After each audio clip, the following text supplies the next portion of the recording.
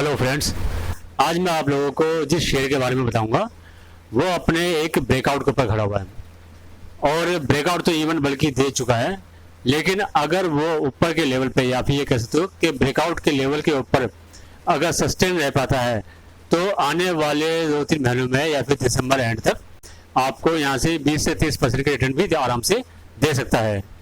और उस शेयर का नाम है कोटक बैंक, कोटक महिंद्रा बैंक। हो सकता है कि आप में से बहुत से लोग कोटक बैंक का नाम सुनते ही इस वीडियो को स्किप कर दें, क्योंकि उनको लगता है कि ये बड़ा शेयर है और वो उसके अंदर ट्रेडिंग या इन्वेस्टमेंट नहीं कर सकते। तो फ्रेंड्स, मैं आज इस वीडियो में आपकी इसी मिसपरसेप्शन को भी ख़त्म करने वाला हूँ विद एग्जांपल, जिससे कि आपको उसके बाद कभी भी किसी शेयर्स को जस्टिफाई करने के लिए या फिर चेक करने के लिए ये नहीं देखना पड़ेगा कि उस शेयर का प्राइस क्या है। Hello friends, welcome to this channel जिसका नाम है earning money from trading. Friends, अपने चैनल के थ्रू मैं आप लोगों को ट्रेडिंग एंड इन्वेस्टमेंट से जुड़े हुए बेसिक्स से सिखाने की कोशिश करता हूं ताकि आप लोग भी पैसा कमा सकें। आगे बढ़ने से पहले मैं रिक्वेस्ट करूंगा कि प्लीज़ इस वीडियो को जल्दी से लाइक एंड शेयर कर दीजिए, और अगर आप फर्स्ट टाइम इस चैनल पर आए हैं तो प्लीज़ इसको सब्सक्राइब करना ना भूलें। तो फ्रेंड्स, कोटक बैंक के टेक्निकल व्यू देखने से पहले मैं आप लोगों को एक इस टेबल के थ्रू, एक एग्जांपल के थ्रू ये समझाने वाला हूँ कि जब आपको किसी शेयर्स में ट्रेडिंग करनी है या इन्वेस्टमेंट करनी है तो शेयर का जो प्राइस चल रहा है वो कम वाला शेयर है या ज़्यादा वाला शेयर है, इसकी कोई इंपॉर्टेंस नहीं होती है। मेन इंपॉर्टेंस होती है कि जो शेयर्स के अंदर मूवमेंट है या नहीं है और आपको कितनी % रिटर्न मिल सकती है। अब इस एग्जाम्पल को देखिए यहाँ पे ऊपर 3 शेयर हैं। सबसे पहला बैंक ऑफ बड़ौदा, फिर कोटक बैंक और फिर पीएनबी।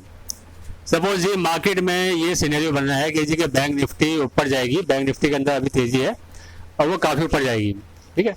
अब आपके पास रिकमेंडेशन आई कि जी अभी कोटक बैंक के अंदर भी मूवमेंट है तो कोटक बैंक बाय कर लेते हैं, ये आने वाले दिनों में आपको 10% का टारगेट दे सकता है। अब सपोज हमारे पास 3 अलग अलग ट्रेडर हैं। एक ट्रेडर ने तो कहा ठीक है जी कोटक बैंक बाय कर लीजिए, और उन्होंने 1 लाख रुपए कोटक बैंक के अंदर इन्वेस्ट किए। तो प्राइस चल रहा है सपोज 1800 रुपये, तो उनकी क्वांटिटी बाई हुई, लगभग 55 क्वांटिटी उनकी बाई हुई। एक और क्लाइंट है मिस्टर बी, उन्होंने कहा कि यार कोटक बैंक का प्राइस तो बहुत बड़ा है, एक काम करते हैं हम बैंक ऑफ बड़ौदा बाय कर लेते हैं, ठीक है। तो बैंक ऑफ बड़ौदा का प्राइस चल रहा है 100 रुपये, उन्होंने भी 1 लाख रुपये इन्वेस्ट किए, तो उनकी क्वांटिटी वहाँ पर बाई होगी 1000 क्वांटिटी। अब हमारे पास एक और क्लाइंट है मिस्टर सी, उन्होंने कहा यार बैंक निफ्टी बढ़ेगी फिर तो बैंक के सारे शेयर बढ़ेंगे, ठीक है। तो सारे शेयर बढ़ेंगे तो मैं महंगा शेयर क्यों बाय करूँ, मैं छोटा शेयर बाय कर लेता हूँ। तो उन्होंने पीएनबी का शेयर बाय कर लिया। सपोज पीएनबी का 40 रुपये का प्राइस चल रहा है और उन्होंने भी 1 लाख रुपये इन्वेस्ट किए और उनकी क्वांटिटी बाय हुई 2500 शेयर्स की।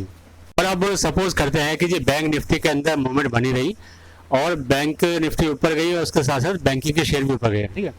लेकिन क्योंकि कोटक बैंक भी ऑलरेडी मूवमेंट में था तो उसने अपना जो 10% का टारगेट है वो जल्दी अचीव कर लिया। सपोज हम बहुत जल्दी टाइम लेते हैं, हम कहते हैं कि उसने 2 महीने के अंदर अपना टारगेट अचीव कर लिया, ठीक है। अब उसकी क्वांटिटी तो बाई हुई थी 55, लेकिन आपने इन्वेस्टमेंट की थी 1 लाख रुपए की। अब जब आपको 10% रिटर्न मिल रहा है तो आपको 10% रिटर्न मिलेगा अपनी इन्वेस्टमेंट के ऊपर। मीन्स 1 लाख के ऊपर 10% कितना हुआ, 10,000 रुपीज़। तो आपको 10,000 रुपये का प्रॉफिट हो गया। सपोज ये मिस्टर ए को 10,000 रुपये का प्रॉफिट हो गया। और अब देखते हैं जो हमारे मिस्टर बी है जिन्होंने बैंक ऑफ बड़ौदा बाय किए थे, ठीक है, उन्होंने भी 1 लाख रुपये लगाया था और मान लीजिए उनको भी थोड़ा टाइम लगा, लेकिन 3 से 4 महीने में उनका जो शेयर है वो भी 10% बढ़ गया। तो उनको भी वहाँ पर जी 1 लाख की इन्वेस्टमेंट के ऊपर 10,000 रुपये का प्रॉफिट हो गया।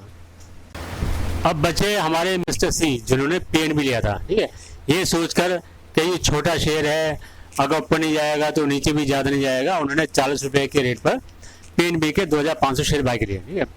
और अब उन्होंने बैंकिंग शेयर्स को बढ़ते हुए देखते रहे और उन्होंने 4 महीने का वेट भी किया। लेकिन देखिए, क्योंकि ना तो पीएनबी का शेयर बैंक निफ्टी का ही कोई पार्टिसिपेंट है और ना ही ऐसा जरूरी है कि जी बैंकिंग शेयर बढ़ेंगे तो पीएनबी भी बढ़ेगा, क्योंकि पीएनबी फंडामेंटली तो पिछले कई सालों से वीक हो चुका है। तो कुल मिलाकर ये हुआ कि मिस्टर सी ने 4 महीने वेट तो किया, पर उनको ओवरऑल रिटर्न जो मिली वो मिली 2% की, ठीक है। मीन्स 1 लाख रुपए इन्वेस्ट करने के बाद उनको प्रॉफिट हुआ 2000 रुपये का। तो फ्रेंड्स, देखा आपने, ये होती है मेन चीज़ जिसकी वजह से हम लोग कहते हैं कि जी कि आप शेयर का प्राइस मत देखिए, आपको जितनी इन्वेस्टमेंट करनी है उतनी इन्वेस्टमेंट के अंदर वो शेयर जितनी क्वांटिटी में बाई हो सकते हैं उतनी क्वांटिटी में बाई करिए। अगर उसके ऊपर आपको टारगेट आया है जी 5% का या 10% का, तो उतना तो टारगेट आपको पूरा मिलेगा ही। लेकिन बड़े शेयर से बचने के लिए आपने ये सोचकर छोटा शेयर ले लिया कि जी अगर वो शेयर बढ़ेगा तो ये हमारा छोटा शेयर भी बढ़ेगा। उसके बाद क्या हुआ, उसके बाद तो ये तो प्योर सट्टा हो गया। अब वो ना तो मतलब टेक्निकली के हिसाब से आपकी ट्रेडिंग है और ना ही वो इन्वेस्टमेंट है। अब तो वो प्योर सट्टा हो गया। ये बढ़ गया तो आपकी किस्मत, नहीं बढ़ा तो फिर इसका मतलब कोर्स बेकार। ठीक है, लेकिन ऐसा नहीं होता ना, क्योंकि जो आपको कोर्स दी है वो किसी ना किसी बेसिस पे दी जाती है। अगर वो टेक्निकली कोर्स दी गई है या फिर फंडामेंटली कोर्स दी गई है तो जिस शेयर्स के बारे में है आप उसको उसी तरीके से फॉलो कीजिए। ठीक है, अगर मान लीजिए किसी सेक्टर को लेकर के कोई रिकमेंडेशन है तो फिर आप ये देख सकते हो कि जो उस सेक्टर के अंदर जो लीडिंग शेयर्स है उनके अंदर इन्वेस्टमेंट कीजिए। और प्राइस को देख करके छोटे शेयर्स के अंदर इन्वेस्टमेंट करना सही नहीं है। छोटे शेयर्स के अंदर आप इन्वेस्टमेंट कर सकते हो, मैं ये नहीं कहता कि आप उसमें इन्वेस्टमेंट मत कीजिए, लेकिन अगर आप शॉर्ट टर्म के अंदर प्रॉफिट बुकिंग के लिए या फिर ट्रेडिंग के लिए इन्वेस्टमेंट कर रहे हो तो फिर आपको मोमेंटम वाले शेयर देखने पड़ेंगे कि ये अभी कौन से शेयर्स के अंदर मूवमेंट है, उन्हीं के अंदर आपको ट्रेडिंग या इन्वेस्टमेंट के पर्पज से पैसा लगाना पड़ेगा। चलिए अब हम वापस आते हैं अपने कोटक बैंक के ऊपर। ठीक है, और इसका हम एक लॉन्ग टर्म चार्ट देखते हैं, मंथली चार्ट। ठीक है, तो आप ये देखिए कोटक बैंक का ये 2003 से लेके 2022 जुलाई 2022 तक का चार्ट है। तो इस चार्ट को देख कर आपको साफ पता चल रहा होगा जी कि इसने 2003 से लेकर 2022 तक काफी एक अच्छा रिटर्न दिया है। ठीक है, 2008 में इसने जो हाई बनाया था वहां से नीचे आया, एक साल तक नीचे आया और 2009 तक नीचे ही रहा। उसके बाद से जब ऊपर जाना स्टार्ट किया तो 2013 के अंदर इसने अपने 2008 का हाई क्रॉस कर दिया। लेकिन फिर उसके बाद जो ये बढ़ा है तो कहीं पे भी इसने इतना लंबा टाइम नहीं लिया अपने हाई को ब्रेक करने में। और अगर आप इस चार्ट पे सबसे लास्ट वाली कैंडल देखोगे तो आपको साफ पता चल जाएगा कि जी कि इस महीने की कैंडल काफी बुलिश कैंडल बनी है और अभी तो इस महीने के 7 डेज हो रहे। अगर इसी तरीके से बढ़ते गया तो आप सोच सकते हो कि जी कि आने वाले दिनों में ये आपको कितना रिटर्न दे सकता है। लेकिन दोस्तों ये मत सोचना कि जी शेयर तो इस महीने काफी बढ़ गया तो अब बढ़ने की इसके अंदर कोई गुंजाइश नहीं है। देखिए ये लॉन्ग टर्म चार्ट के अंदर ही अगर हम देखते हैं दोबारा से, तो आप इस चार्ट को दोबारा देखिए, इस पर मैंने फिबोनाची स्टडी लगाई है।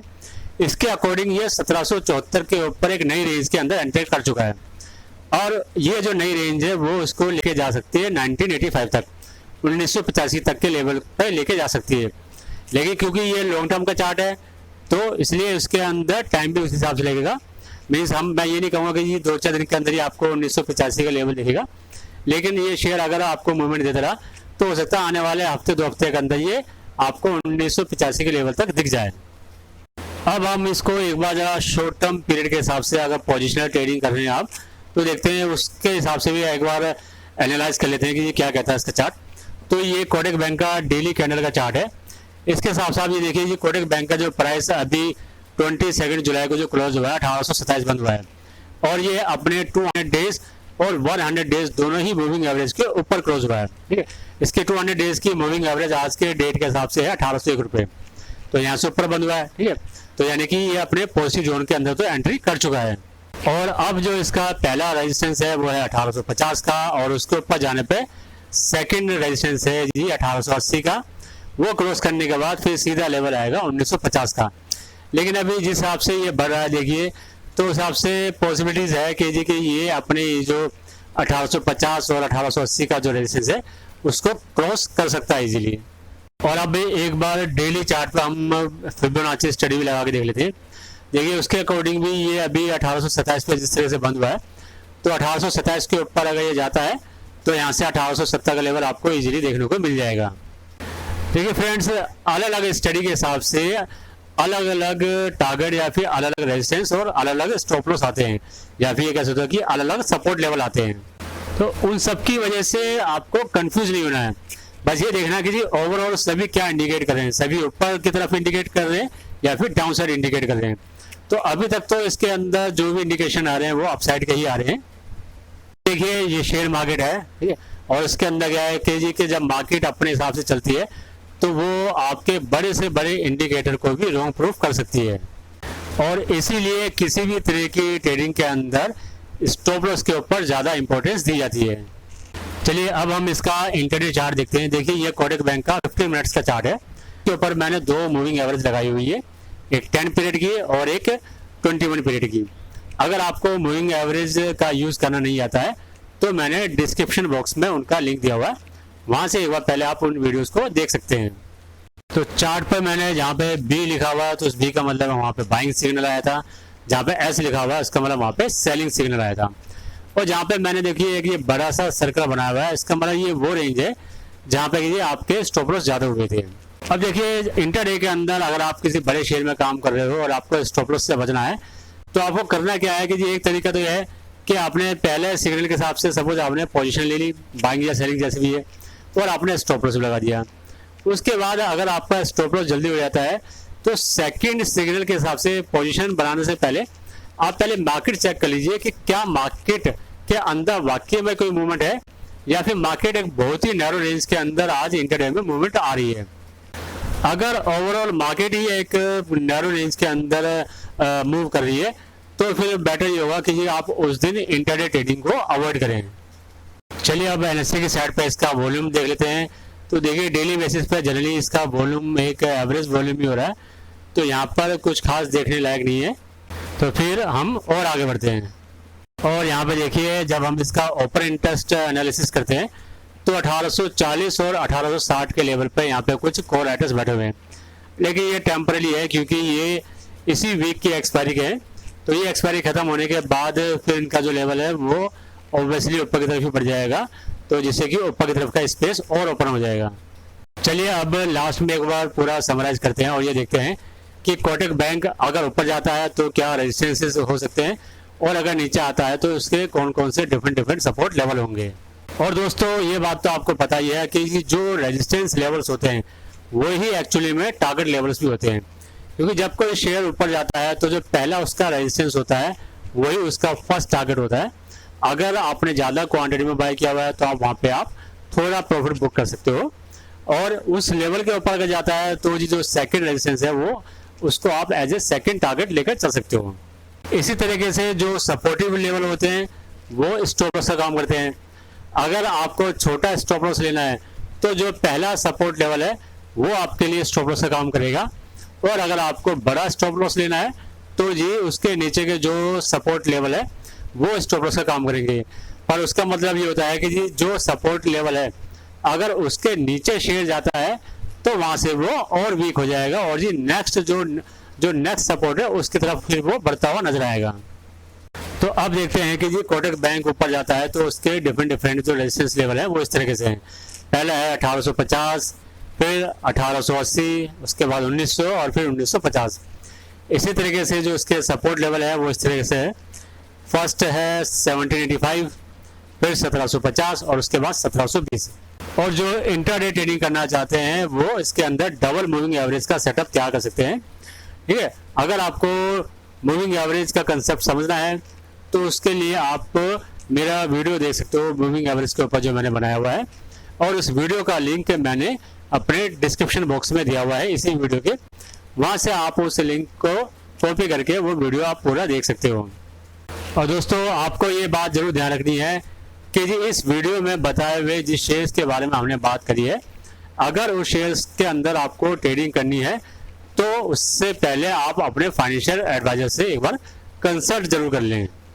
अच्छा दोस्तों अब मुझे आज्ञा दीजिए, मैं आपका ज़्यादा टाइम नहीं लूँगा, लेकिन जाने से पहले मेरी रिक्वेस्ट है कि प्लीज़ इस वीडियो को ज़्यादा से ज़्यादा लाइक एंड शेयर कीजिए, और अगर आप फर्स्ट टाइम इस चैनल पर आए हैं तो प्लीज़ इसको सब्सक्राइब करके बेल आइकन भी प्रेस कर दीजिए, और हाँ लाइक एंड शेयर करना ना भूलें। Bye bye.